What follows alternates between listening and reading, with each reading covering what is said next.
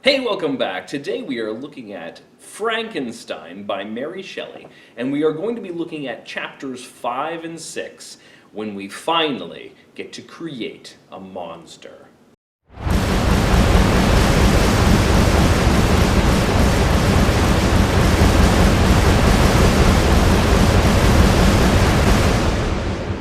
But before we begin, I'd like to thank all of my patrons on Patreon who have supported me and who support my making of educational videos.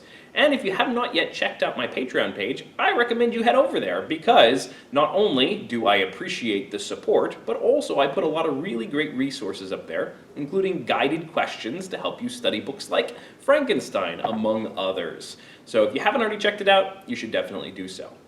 Today's reading begins at the point when Victor is finally ready to bring his creation to life. Bum bum bum. And up till now, he has really just been going through the scientific process of creating this body for this creature. It's this gigantic 8-foot creature, and he has decided to make a human being, and he thinks that this will bring him all kinds of glory and fame. He particularly emphasizes how this creature is going to be beautiful, but the result is not what he expects. Chapter 5 begins with the moment the creature comes to life, and Victor's reaction to it.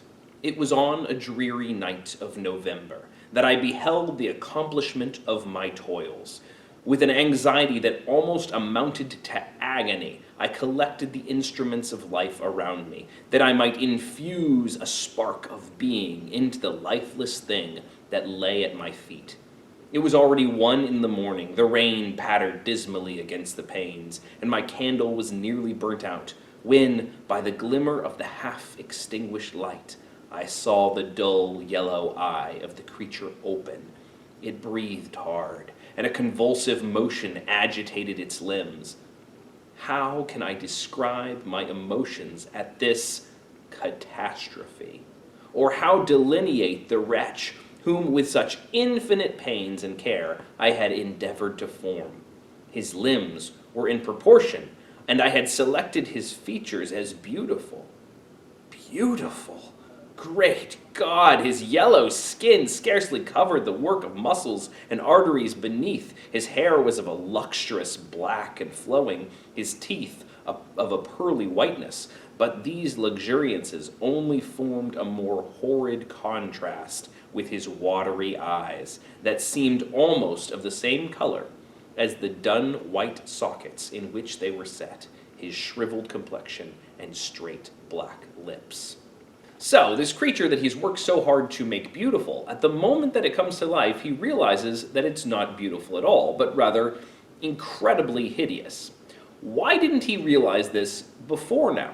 Well, there are multiple possibilities. 1, he was so obsessed with his work that he didn't notice. Or 2, it is, as he says, the contrast between the beautiful elements of the creature, the enormity of the creature and its hair and its teeth, etc., and the ugliness of the creature that comes particularly to light in the eyes. When he brings it to life, it's the eyes that terrify him.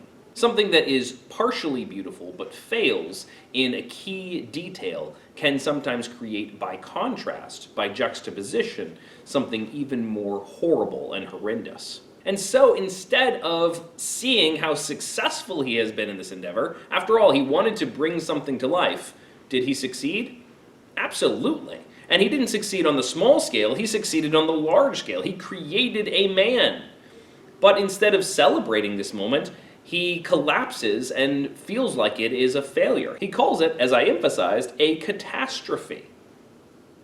You'd think that someone like Victor would have the wherewithals to be able to say, okay, well, that was successful. Maybe it wasn't quite what I expected or what I was anticipating, but check, I certainly brought a human creature to life. Cool. Instead, he reacts with this moody indifference, and he walks out of the room, even almost flees out of the room, leaving this thing lying there, alive, and just there. He goes to his bedroom where he paces around for a while and then goes to bed, apparently forgetting that he just brought something to life in the next room that might need, I don't know, a little bit of care. The creature is basically an infant. It doesn't know anything. It has been created fully formed as an adult, 8-foot humanoid, and yet there is absolutely nothing to initiate this creature into its existence. There's nothing to guide and help this creature to understand the world that it's just been suddenly brought to life in.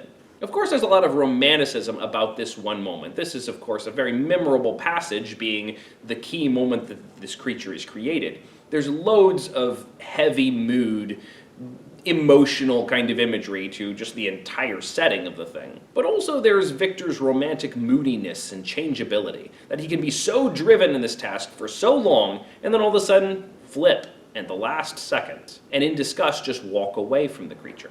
Victor, the one telling the story, seems to forget about the creature, at least for a little while, until the creature is going to insert himself more fully into the story. But as a reader, we should stop and recognize the implications of what Victor has just done. He has just abandoned a baby. Now, granted, an 8-foot tall, enormous monster of a baby, but a baby with no sense of the world, in complete neglect there on the ground. Meanwhile, over in his bedroom, he has a fitful night of sleep, and he has terrible dreams.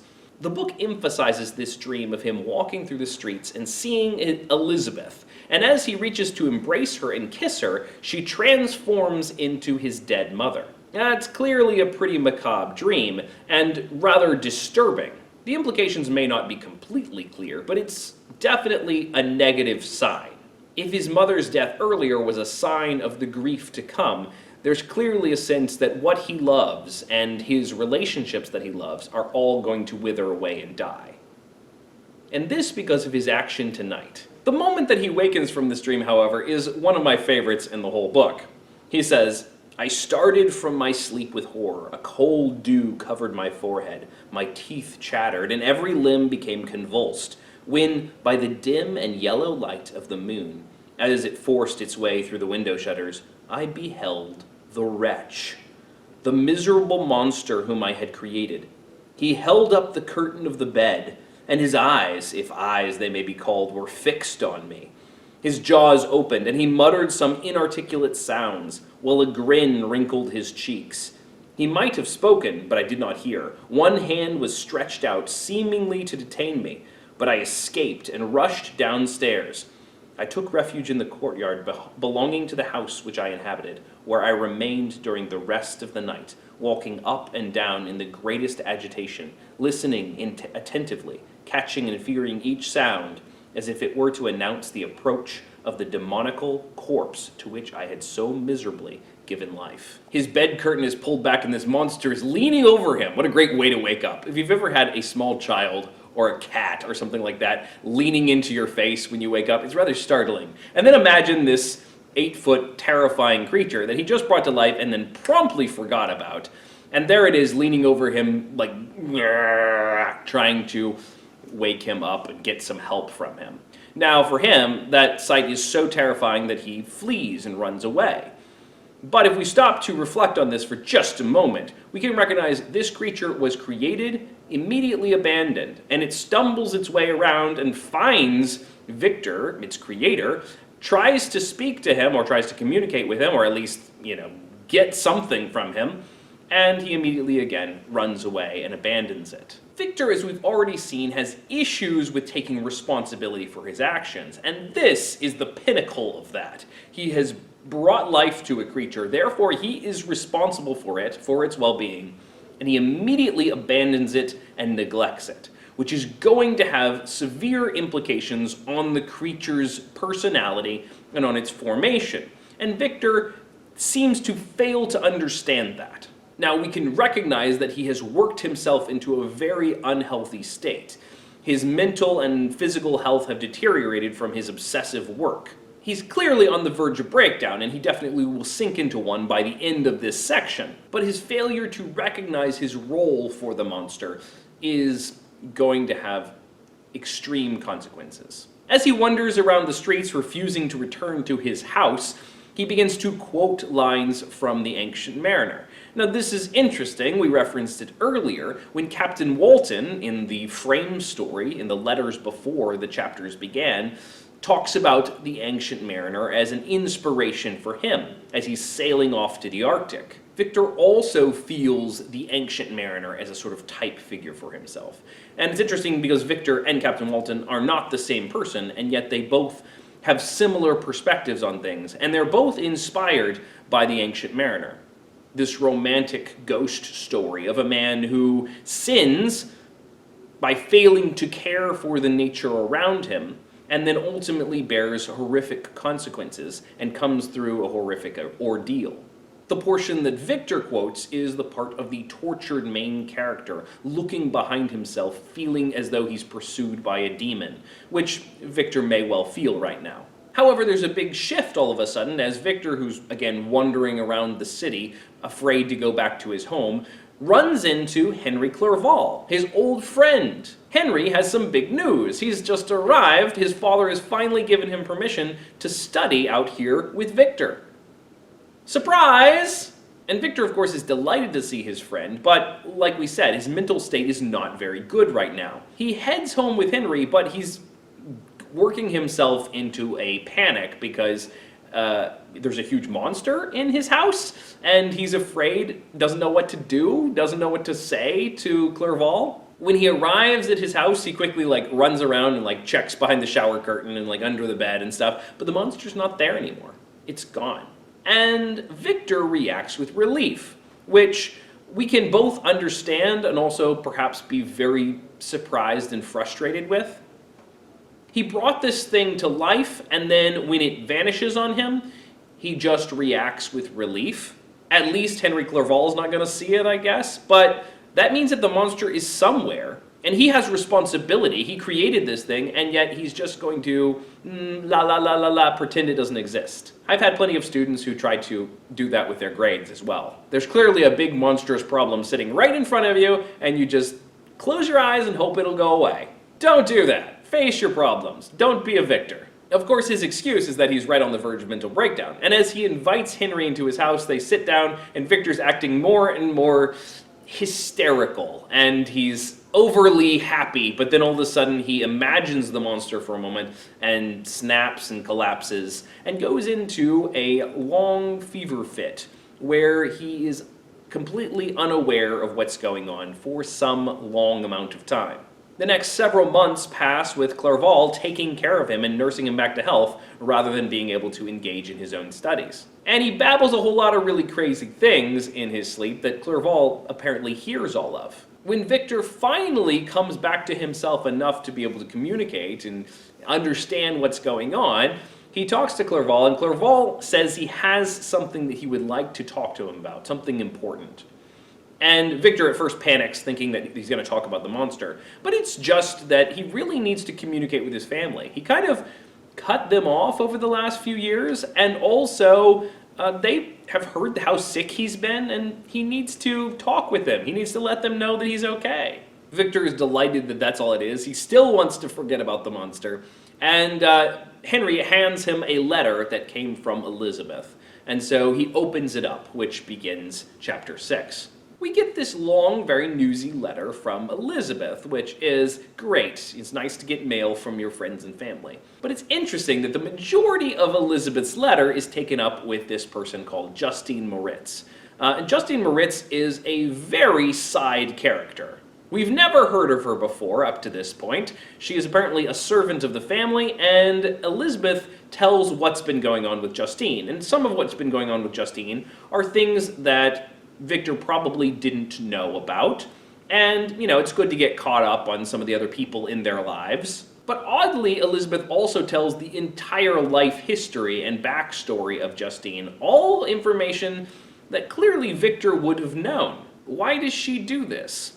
Well, this is really just a plot device by Mary Shelley. She wants to make something of Justine in just a moment, and so she's giving us this big backstory. It does seem like a slightly annoying info dump. And this is one of the points where I'm reminded that this book was written by a teenager. I mean, she was very precocious, but she was still just a teenager.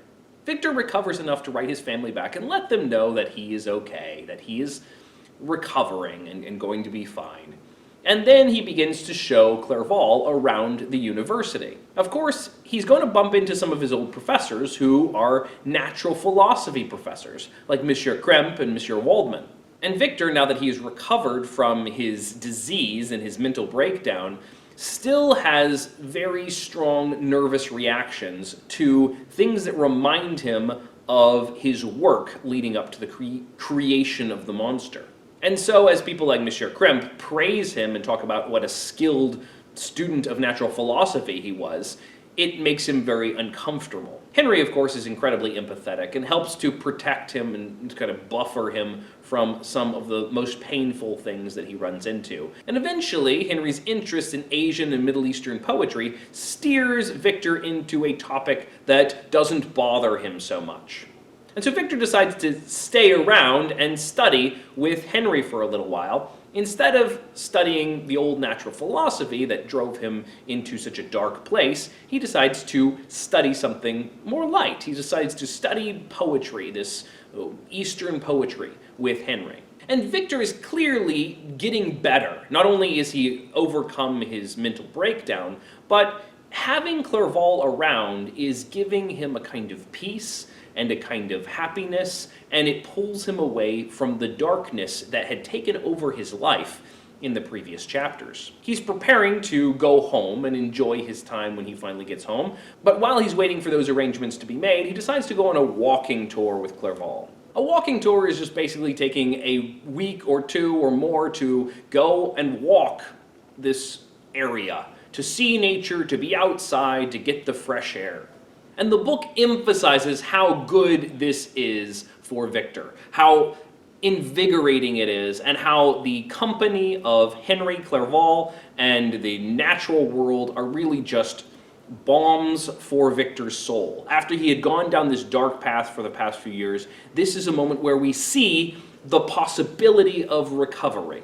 We passed a fortnight in these perambulations. My health and spirits had long been restored, and they gained additional strength from the salubrious air I breathed, the natural incidents of our progress, and the conversations of my friend. Study had before secluded me from the intercourse of my fellow creatures, and rendered me unsocial. But Clerval called forth the better feelings of my heart. He again taught me to love the aspect of nature, and the cheerful faces of children. Excellent friend, how sincerely did you love me, and endeavor to elevate my mind until it was on a level with your own. A selfish pursuit had cramped and narrowed me until your gentleness and affection warmed and opened my senses. I became the same happy creature who, a few years ago, loved and beloved by all, had no sorrow or care. When happy, inanimate nature had the power of bestowing on me the most delightful sensations. A serene sky and verdant fields filled me with ecstasy. The present season was indeed divine. The flowers of spring bloomed in the hedges, while those of summer were already in bud. I was undisturbed by thoughts which during the preceding year had pressed upon me, notwithstanding my endeavors to throw them off with an invincible burden.